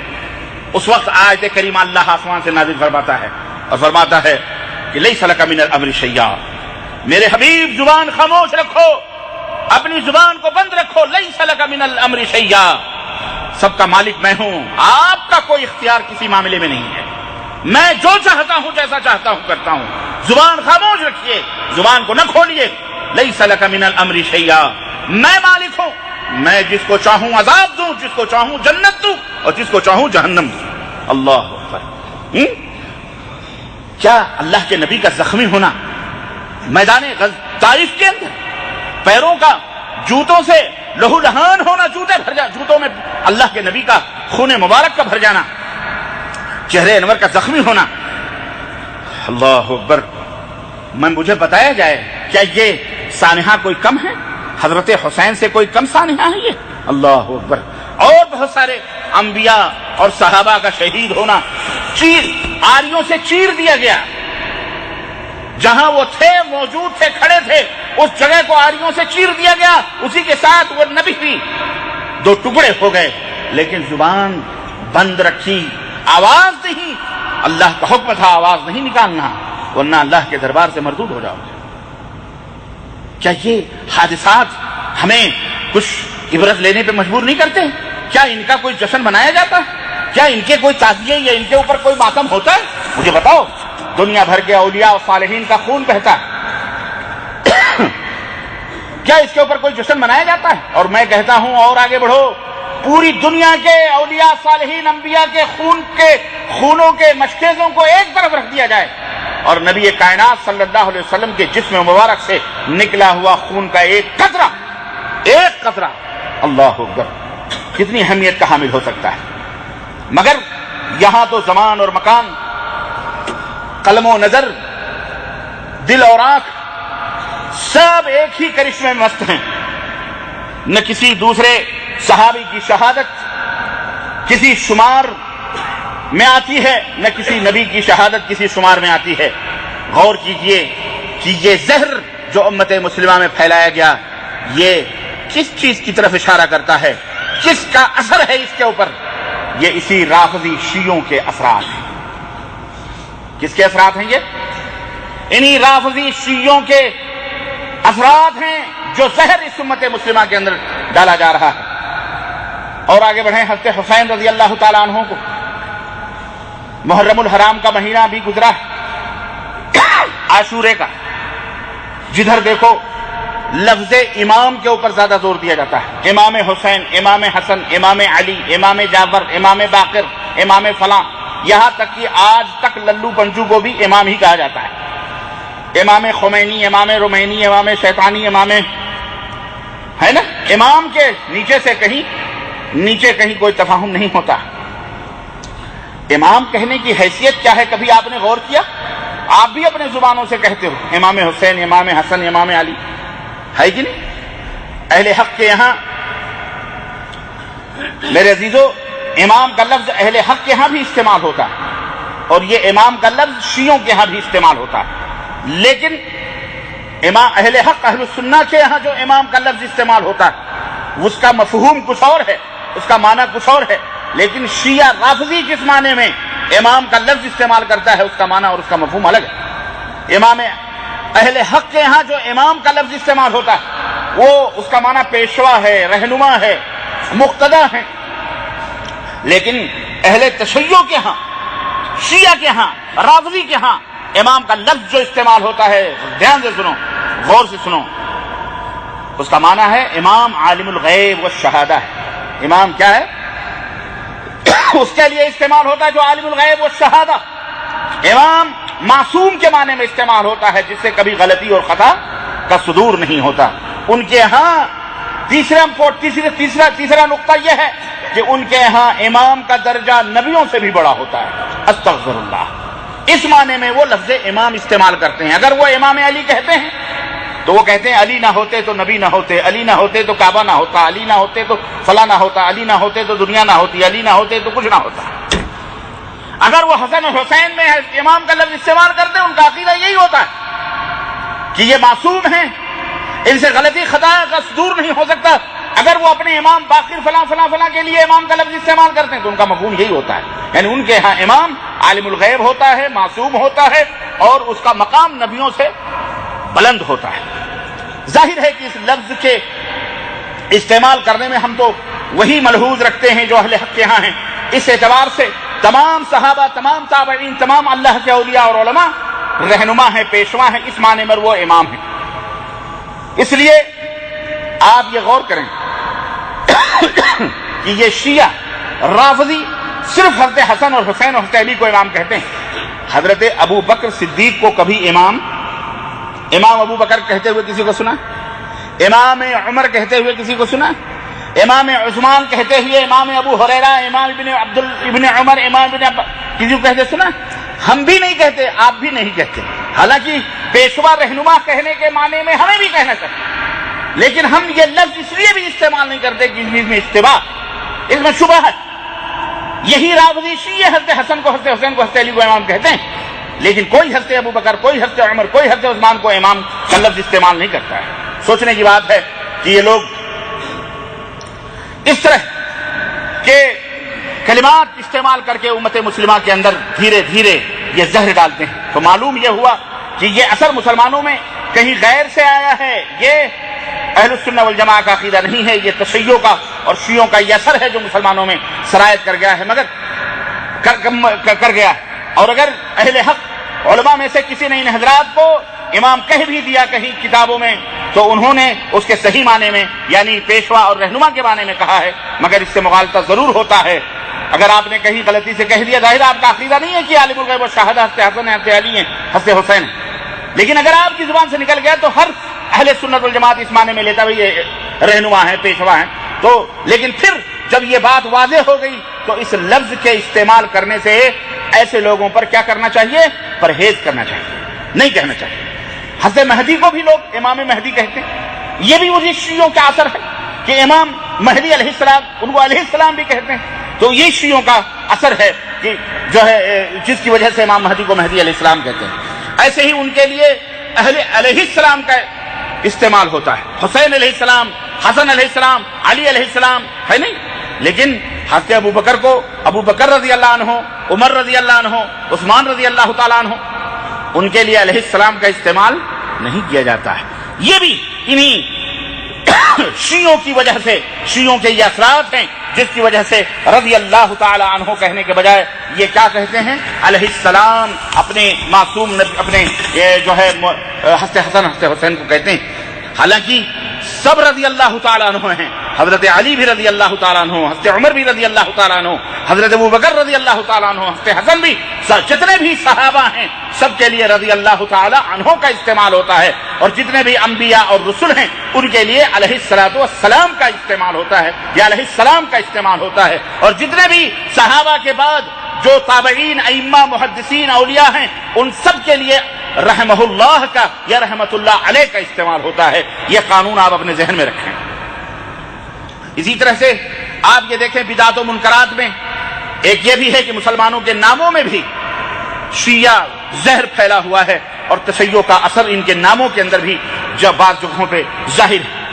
اصل نام کے ساتھ جس طرح محض تبرک کے لیے ہم اہل السنہ والجماعہ محمد لگاتے ہیں یا احمد لگانے کا دستور ہمارے ہاں ہے نا، اسی طرح علی، حسن، حسین بھی ملایا جاتا ہے تبرک کے طور پر۔ صدیق، فاروق، عثمان اور کسی صحابی کا نام بطور تبرک اصل نام کے ساتھ ملانے کا دستور نہیں ہے۔ جیسے محمد یا احمد رکھتے ہیں تو کہتے ہیں احمد علی، کیا کہتے ہیں؟ بولو، احمد علی۔ اسی طرح سے کوئی شخص بطور تبرک حضرت ابو بکر کا نام نہیں ملاتا، احمد ابو بکر کوئی کہتا ہے؟ بولو، نہیں کہتا۔ احمد عمر کوئی کہتا ہے؟ احمد عثمان کوئی کہتا ہے؟ لیکن احمد علی، احمد حسین، احمد حسن، یہ نام آپ کو بہت زیادہ ملیں گے۔ کیوں؟ تبرکاً اس کو استعمال کیا جاتا ہے۔ یہ بھی شیعوں کا یہ اثر۔ نسبت غلامی بھی آپ دیکھیں، غلام ابو بکر کوئی نہیں کہتا، غلام عمر کوئی کسی کا نام نہیں ہوتا، غلام عثمان کسی کا نام نہیں، لیکن غلام علی، غلام حسن، غلام حسین، بولو ہے کہ نہیں؟ یہ کس کا اثر ہے؟ یہ انہی رافضی خبیث شیعوں کے اثرات ہیں کہ تبرکاً ان ناموں کو نبی کریم صلی اللہ علیہ وسلم کے نام سے یا ان کا نام جوڑا جاتا ہے۔ کسی ان تینوں کے علاوہ کسی اور صحابی کا نام غلام کے ساتھ لگانا گوارا، بولو، نہیں کیا جاتا ہے۔ عورتوں میں بھی دیکھیے، عورتوں کے ناموں کو میں آپ کو بتاؤں، کنیز فاطمہ، کنیز فاطمہ کا نام دیا جاتا ہے، مگر حضرت خدیجہ، حضرت عائشہ اور دیگر ازواج مطہرات اور دیگر نبی کریم صلی اللہ علیہ وسلم کی جو صحابزادیاں ہیں، جیسے حضرت زینب ہیں، حضرت رقیہ، حضرت ام کلثوم ہیں، ان کے ناموں کے ساتھ کہیں کنیز کا لفظ نہیں دکھتا۔ کنیز خدیجہ، کنیز عائشہ، کنیز ام کلثوم، کنیز رقیہ، کنیز زینب، کہیں آپ کو سننے میں آتا ہے؟ لیکن آپ کو ہزار نام ملیں گے کنیز فاطمہ۔ اس سے بھی بڑھ کر وہ نام جو شرکیاں وہاں تک رکھا جاتا ہے، عبد الحسین، عبد الحسن، اسی طرح سے فضل حسین، فضل حسن، فضل علی، یہ نام آپ کو کثرت کے ساتھ دکھائی دیں گے۔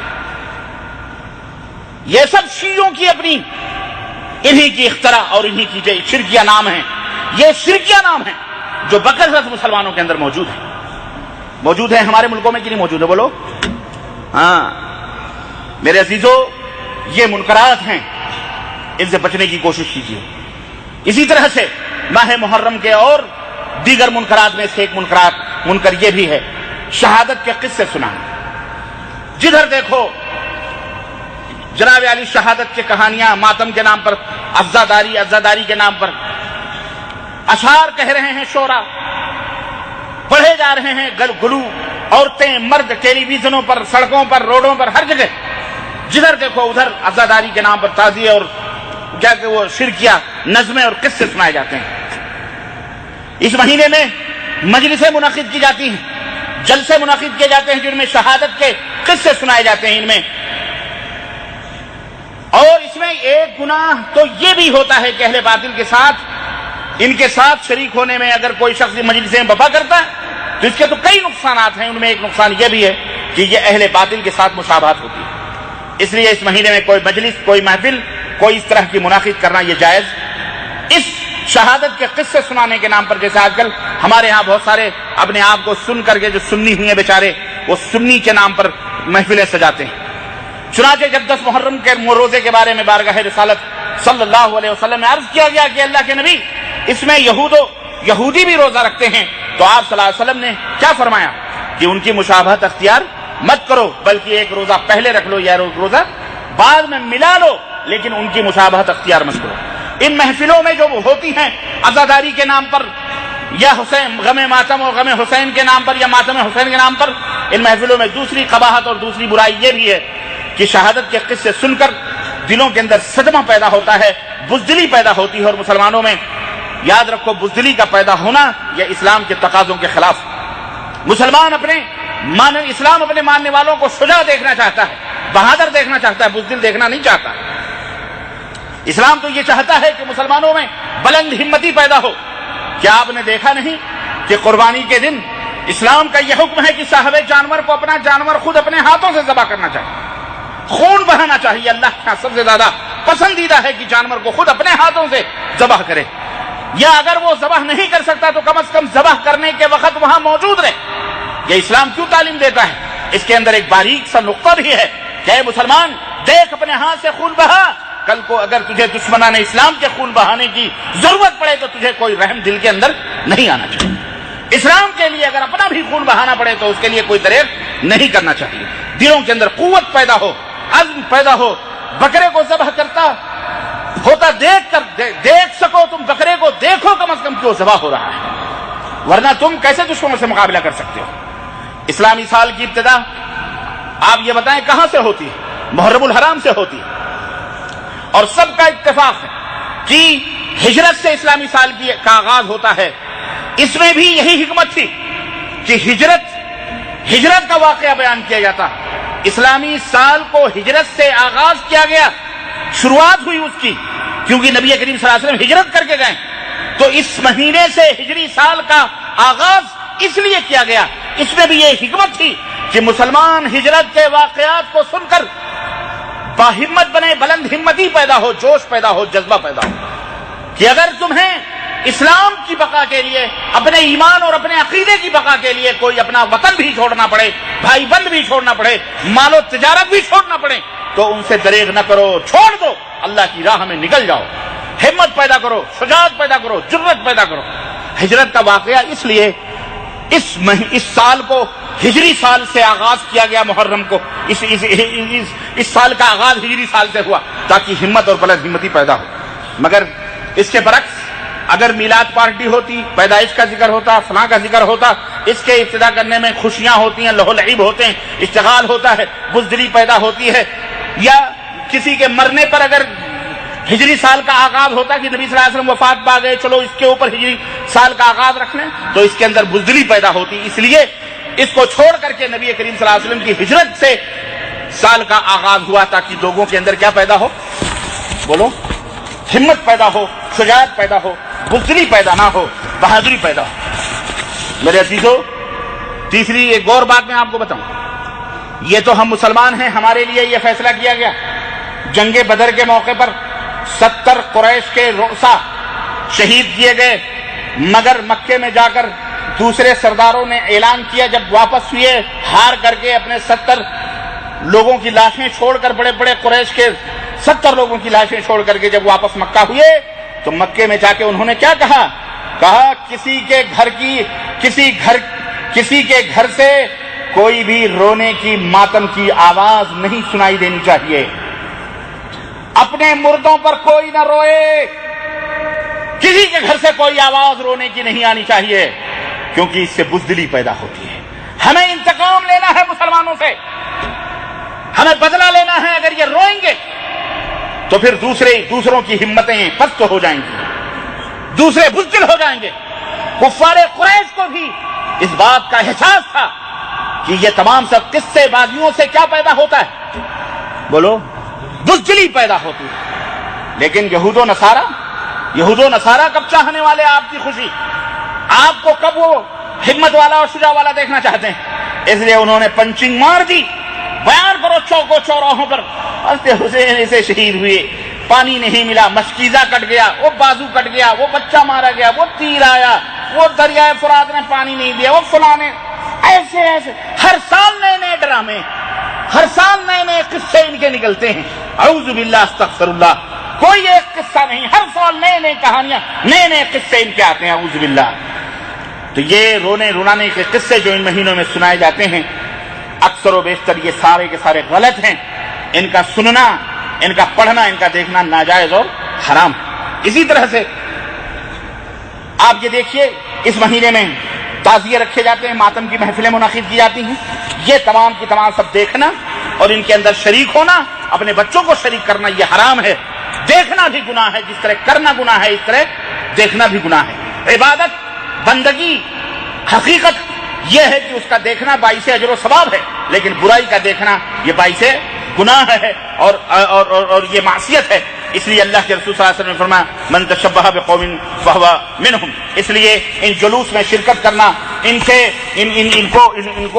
شرکت کرنا، ان کے اندر جانا، ان کی محفلوں کو اٹینڈ کرنا، اور یہ تمام کے تمام سب حرام ہے اور غلط۔ دوسرا گناہ یہ ہے کہ آپ جب ان کی محفلوں میں شریک ہوں گے تو ان سے ان ظالموں کی رونق بڑھتی ہے اور ان کو خوشی ہوتی ہے، بھیڑ بھڑکا ہوتا ہے۔ اسی طرح سے اس مقام پر اللہ کا غضب بھی نازل ہو جاتا ہے۔ آپ دیکھیے ابھی محرم الحرام کا مہینہ گزرا ہے، ہندوستان میں بھی، پاکستان میں بھی، بنگلہ دیش میں بھی بہت سارے خون بہے ہیں، بہت سارے شوٹ ہوئے ہیں، بہت سارے خون بہے، بہت سارے لفڑے ہوئے ہیں، بہت سارے جھگڑے ہوئے ہیں۔ ہر سال یہ فتنہ، ہر سال یہ اللہ کا غضب نازل ہوتا ہے، اور اللہ تعالیٰ اسی طرح ان کے اوپر اپنا غضب نازل فرماتا رہے، بولو آمین۔ اس لیے اپنی آل اولاد کو، اپنے بیوی بچوں کو خود بھی ایسی محفلوں میں شریک ہونے سے بچوں، اپنے گھروں میں بیٹھو، نہیں شریک ہونا چاہیے، کہیں کچھ بھی ہو سکتا ہے اور کچھ بھی کیا جا سکتا ہے۔ بہرحال اسی طرح سے 10ویں محرم کی چھٹی کرنا، 10ویں محرم کی بہت سارے لوگ 10ویں محرم میں چھٹی کرو، چلو کام بند کرو، یہ بند کرو، کیوں بھائی؟ کس خوشی میں آپ یہ کر رہے ہیں؟ یہ بھی قباحت ہے کہ اس میں اہل تشیع کے ساتھ مشابہت ہے، رافضی شیعوں کے ساتھ اس مشابہت سے بچنا چاہیے۔ اسی طرح یہ شیعہ اس دن اپنے مذہب کے لیے بے پناہ مشقت اور سخت محنت کا مظاہرہ کرتے ہیں، اس کے برعکس مسلمان تمام دینی ودنی کاموں کی چھٹی کر کے بیکار اور جو ہے بیٹھا رہتا ہے، اپنے گھروں کے اندر مکھیاں مارتا ہے۔ اس لیے یہ قباحت ہے محرم کی 10ویں تاریخ کو چھٹی کرنے میں۔ اور چھٹی کرنے میں ایک قباحت یہ بھی ہے کہ چھٹی رہے گی تو آدمی گھومنے ٹہلنے کے نام پر جائے گا، ان کے جلوس اور جلسوں میں شریک ہوگا، اس طرح ان کی رونقیں بڑھیں گی۔ اسی طرح سے ایک بدعت اور ایک منکر چیز یہ بھی ہے کہ 10ویں محرم پر اہل و عیال پر یہ کہا جاتا ہے کہ روزی بہت زیادہ ہوتی ہے۔ اللہ کے نبی نے فرمایا اور حدیثیں گڑی بیان کی جاتی ہیں کہ من وسع علی عیالہ یوم عاشوراء وصلی اللہ علیہ السنہ کلھا، کہ جو اپنے اہل و عیال پر 10ویں محرم کو کھلائے پلائے اور زیادہ ان کو کھلائے پلائے تو اللہ تعالیٰ سال بھر کی روزی اسے عطا فرماتا ہے۔ یہ تمام کی تمام احادیث سب غیر صحیح، غیر ثابت اور گڑھی ہوئی ہیں۔ اسی طرح سے اگر کوئی کہے کہ میں تو یہ کام اس لیے کرتا ہوں کہ تاکہ میری روزی میں وسعت ہو، تو اسے کہا جائے گا غلط بات سے وسعت نہیں ہوتی، یہ اللہ کے نبی صلی اللہ علیہ وسلم کا فعل نہیں ہے، اور جب سنت اور بدعت کے اندر تعارض ہو جائے تو ترک کر دینا، چھوڑ دینا یہ زیادہ مناسب ہوتا ہے۔ تو عزیز دوستو یاد رکھیے کہ جب تک اللہ تعالیٰ کی نافرمانیاں اور گناہوں کی زندگی سے توبہ کر کے اپنے مالک کو راضی نہیں کرتے، کوئی بھی نسخہ کارگر نہیں ہو سکتا ہے، اور نہ ہی کوئی نسخہ فائدہ مند ہو سکتا ہے۔ ان بدعات اور ان منکرات سے توبہ کیجیے، اللہ سے بچیے، حقیقت کو سمجھیے۔ یہ چند اشارے ہیں، میں پوری تفصیلات اس خطبہ جمعہ میں تو نہیں بیان کر سکتا، لیکن یہ بدعات اور منکرات کے چند نمونے ہیں جو میں نے آپ حضرات کو دیے ہیں۔ آپ حضرات اپنی زندگی میں اپنے بال بچوں کو اس تاریخ سے، اس داستان سے، ان نقاط سے آپ پہنچائیے ان تک، اور ان کو کہیے کہ مطالعہ کریں، پڑھیں حقیقت کا، انشاءاللہ تبارک تعالیٰ وہ حق تک پہنچ جائیں گے۔ میرے عزیزو ایک آخری بات کہہ کر کے میں اپنی بات ختم کرنا چاہتا ہوں، کیونکہ یہ بڑا اہم ہے، اور جو کہ پھر کبھی کسی خطبے میں یہ بات آئے گی کہ یہ کہا جاتا ہے کہ حضرت حسین رضی اللہ تعالیٰ عنہ، خیر یہ ایک موقع ہے، میں انشاءاللہ کسی اور موقع پہ بیان کروں گا، لیکن میں یہاں ایک بات بتا دوں کہ حضرت حسین جو لڑنے گئے تھے یا جو کوفہ گئے تھے وہ لڑنے کے لیے گئے تھے، اور یہ اسلام اور کفر کی لڑائی تھی، حق اور ناحق کی لڑائی تھی، اس لیے حضرت حسین رضی اللہ تعالیٰ عنہ گئے۔ چنانچہ خواجہ معین الدین چشتی اجمیری کا یہ شعر آپ اس سے اندازہ لگائیے کہ ان کا عقیدہ، ان کا منہج کیا رہا ہوگا۔ آپ پتہ لگائیے کہ جن کے درگاہ، جن کے مزار پر سالہ سال لوگ حاضریاں دیتے ہیں، اور جن کے بارے میں یہ عقیدہ رکھا جاتا ہے کہ اگر وہاں کوئی 7 مرتبہ اجمیر چلا جائے تو اس کو ایک حج کا ثواب ملتا ہے۔ وہ کہتے ہیں شاہ ہست تو حسین، دین ہست تو حسین، بادشاہ بھی حسین ہیں، دین بھی حسین ہیں۔ اور 2 شعر ہے ان کا، ہے نا، آخر میں کہتے ہیں کہ در سرداد نداد در شاہ ہست تو حسین، دین ہست تو حسین، حقہ کی بنائے لا الہ ہست تو حسین۔ کہتے ہیں دین بھی حسین، بادشاہ بھی حسین، یہاں تک کہ لا الہ الا اللہ کی بنیاد بھی حسین۔ کس کی؟ لا الہ الا اللہ کی بنیاد کون ہے؟ اور حضرت حسین سے پہلے سارے بے بنیاد تھے، سوچئے یہ شعر کس کا ہو سکتا ہے؟ میں اگر عرض کروں گا تو شکایت ہوگی، آپ ہی اپنی اداؤں پہ ذرا غور کریں۔ یہ کہتے ہیں سرداد نداد در دستے یزید، اپنے سر کو دے دیا لیکن یزید کے ہاتھوں میں اپنے ہاتھوں کو نہ دیا۔ میں کہتا ہوں اٹھاؤ البدایہ والنہایہ، اٹھاؤ الاصابہ فی تمییز الصحابہ، تاریخ شاہد ہے، اس بات کو کوئی ٹکرا نہیں سکتا۔ اگر یہ کفر و اسلام کی لڑائی تھی تو مجھے بتایا جائے کہ جب حضرت حسین کو راستے میں پتہ چلا کہ مسلم عراقی شہید کر دیے گئے، ختم کر دیا گیا ان کو، تو حضرت حسین نے کیوں پلٹنے کی بات کی کہ چلو پلٹ کے ہم چلتے ہیں، اب ہمیں کوفہ جانے کی ضرورت؟ اگر اسلام اور کفر کی لڑائی تھی تو کیا حضرت حسین ڈر گئے تھے؟ کیا کفر کو ایسے ہی بلبلاتا ہوا پھلتا پھولتا دیکھتے ہوئے اور اسلام کو دبتا ہوا گوارا کر سکتے تھے؟ بولیے۔ اور مجھے یہ بھی بتایا جائے یارو کہ حضرت حسین مکے سے نکلتے ہیں 8 ذی الحجہ کو، جس دن لوگ مکے سے منی کی طرف حج کرنے کے لیے جاتے ہیں، یا اپنے اہل و عیال کو لے کر کے کوفہ کی طرف جاتے ہیں۔ میں پوچھنا چاہتا ہوں اگر یہ اسلام اور کفر کی لڑائی تھی تو سیدنا ابن عمر، سیدنا ابن عباس، سیدنا ابو سعید خدری، دیگر صحابہ نواسے رسول کو اسلام کے بچانے کے لیے اکیلے جانے دیتے؟ بولو، خود ساتھ نہ دیتے نواسے رسول کا؟ وہ صحابہ جو ہر محاذ پر اسلام کے تحفظ کے لیے اپنی گردنیں لے کر کھڑے ہوتے تھے۔ اگر یہ اسلام اور کفر کی لڑائی تھی تو عبداللہ ابن عباس رضی اللہ تعالیٰ عنہ حضرت حسین سے کہتے ہیں کہ دیکھو میں گھوڑے کی باغ پکڑے ہوئے، مت جاؤ کوفہ، کوفہ والوں نے تمہارے باپ کو شہید کیا، کوفہ والے کبھی وفا نہیں کر سکتے، مجھے خون کی بو آ رہی ہے، مت جاؤ۔ حضرت عبداللہ ابن عباس کیا نہیں جانتے تھے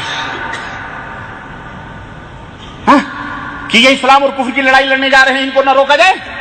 کیا وہ اسلام کو یا کافروں سے لڑائی کرنے سے منع کر رہے تھے؟ یہی نہیں، حضرت عبداللہ ابن عباس نے کہا اللہ کی قسم اگر تمہارے گھوڑوں کے نیچے، پیروں کے نیچے سو جانے سے اگر تم رک جاؤ تو میں تمہارے گھوڑوں کے پیروں کے نیچے بھی سونے کے لیے تیار ہوں، لیکن تم کوفہ مت جاؤ۔ اس کے باوجود بھی حضرت حسین نے کہا نہیں میں جاؤں گا۔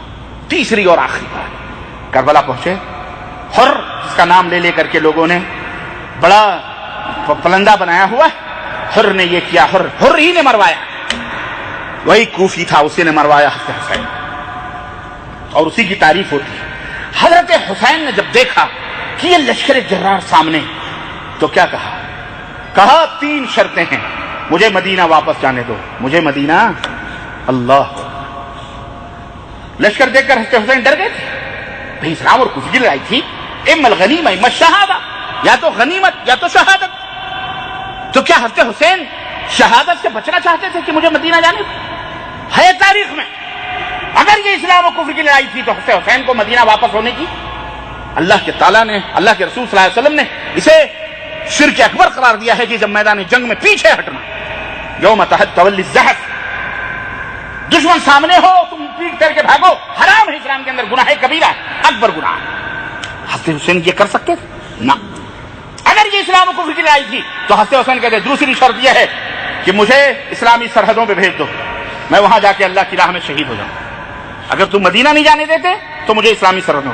تیسری شرط یہ ہے یا میرا راستہ چھوڑ دو، میں ملک شام جاؤں، یزید کے ہاتھوں پر میں اپنا ہاتھ دے کر بیعت کرنا چاہتا ہوں۔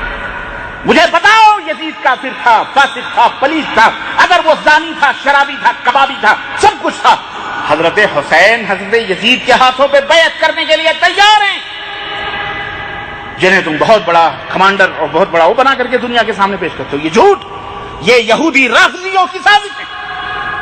آج مسلمانوں کے اندر اسی یزید رحمہ اللہ، جو رحمہ اللہ ہے، جس کے بارے میں سیدنا عثمان نے کہا تھا کہ اللہ کی قسم ہے اللہ، منبر رسول پر کھڑے ہو کر کہا تھا اے اللہ خطبے کے دوران میں نے یزید کو اپنے بیٹے کو اپنا ولی عہد بنایا ہے، اگر اے اللہ میرا یہ فیصلہ غلط ہے تو میرے سامنے ہی اسے موت دے دے، وہ تخت تک نہ پہنچنے پائے، وہ بادشاہت تک نہ پہنچنے پائے۔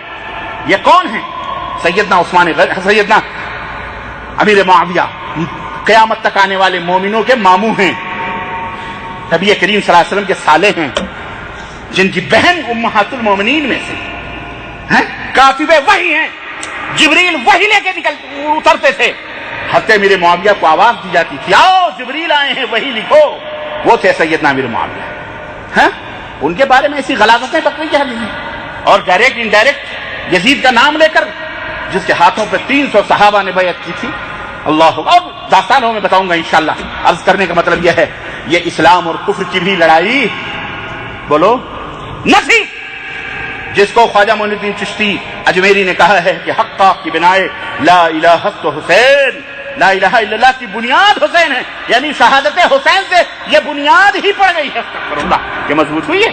آپ اندازہ لگائیے کہ آپ گل میں، گلشن میں، نسیم سحری میں بلبلو دیکھ لو کہ گھاٹ میں صیاد نہ ہو کہ جس کے سامنے تم سجدے کرتے ہو، جس کے سامنے نظر و نیاز کرتے ہو، وہ ہے کون؟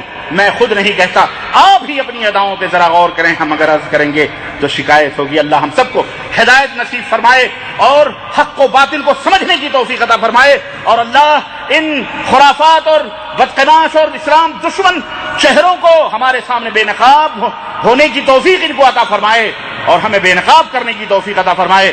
سچ اور جھوٹ کو سمجھنے کی توفیق عطا فرمائے. شر اور خیر کی تمیز اور فرق کرنے کی ہمیں توفیق عطا فرمائے. اور جس کو ہم ولایت اور معصومیت کا نام دیتے ہیں، ان کے باطل چہروں کو، ان کے پیچھے کون لوگ چھپے ہوئے ہیں، ان کو بھی سمجھنے کی ہمیں توفیق عطا فرمائے. آمین یا رب العالمین. بارک اللہ لنا ولکم فی القرآن العظیم ونفعنی وإیاکم بالآیات والذکر الحکیم. انہ تعالی جواد کریم ملک بر رؤوف الرحیم.